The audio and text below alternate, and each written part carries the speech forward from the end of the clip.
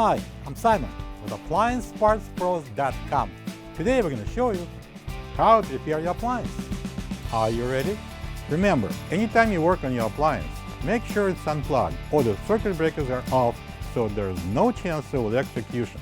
In this video, we'll show you how to replace the fabric softener dispenser in a Maytag washer. It's going to be a very easy repair. Should only take a couple of minutes to show you how to do it. For this job, we're going to need a short flat blade screwdriver. When you open up the package, you're going to get a new fabric softener dispenser. This fabric softener dispenser is mounted on top of the agitator. It slowly dispenses fabric softener when the agitator turns.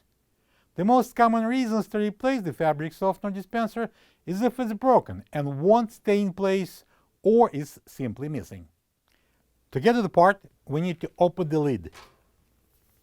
And now we're going to remove this fabric softener dispenser using a flat blade screwdriver. I'm going to tilt this basket to the side, and I'm going to place the flat blade screwdriver right in that little groove here, and I'm going to pry it up. This is the old fabric softener dispenser next to the new one. If you don't have this part, you can get it from AppliancePartsPros.com. Now I'm going to install the fabric softener dispenser on the top of the agitator. I'm going to press it down and it will lock in. And now we can close the lid. Plug the washer in and make sure it runs good. Thank you for being a part of another successful repair brought to you by AppliancePartsPros.com.